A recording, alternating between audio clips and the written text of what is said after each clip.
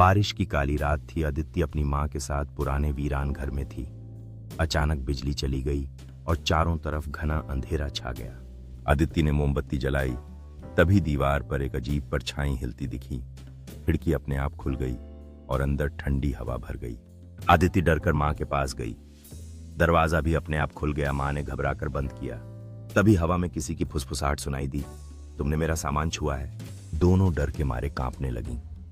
अचानक आदिति का फोन बजा। स्क्रीन पर कोई नंबर नहीं था। आदिति ने जैसे ही फोन उठाया, आवाज फिर आई, नीचे मत देखना। घबराकर आदिति ने फोन गिरा दिया और देखा उसके पैरों के पास खून की बूंदें थीं। माँ ने डरते हुए कहा, भागो। वे दरवाजे की ओर दौड़ी, लेकिन उन्हें ऐसा लगा जैसे कोई अदृश्य शक्ति उन्हें पीछे खींच रही है। तभी दरवाजा अपने आप बंद हो गया और घर में सन्नाटा छा गया। उनके चारों ओर का माहौल और भी डरावना हो गया, जैसे कोई अदृश्य शक्ति उनकी ओर बढ़ रही हो।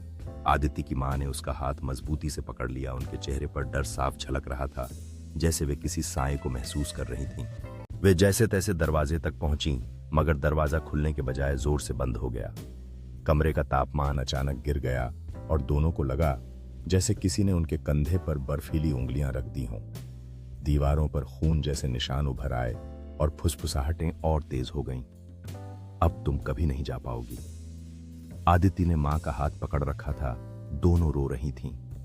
तभी मोमबत्ती बुझ गई और कमरे का सन्नाटा भारी हो गया। अगले ही पल वो वीरान घर बाहर से बिल्कुल शांत दिख रहा था, मगर भीतर से धीमी धीमी चीखों और मदद की आहटें आती रहीं। उस घर की खिड़की पर अब कोई साया रुक रुक कर नजर आ जाता है, जैसे आदिति और उसकी मां आज भी वहां कैद हों। आदिति की सांसें थम गईं जैसे ही उन्होंने खिड़की पर एक धुंधली आकृति देखी। वो आकृति उनकी ओर बढ़ रही थी और आदिति को ऐसा लगा जैसे वह उसे पुकार रहा हो। उसकी मां ने डर के मारे चिल्लाने की कोशिश की, लेकिन शब्द उनके गले में अटक गए। दोनों ने एक दूसरे से नजरें हटाईं और उस भयावह आकृति की ओर देखने लगीं।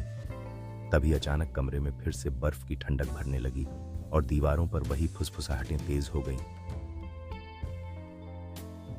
अब तुम कभी नहीं जा पाओगी।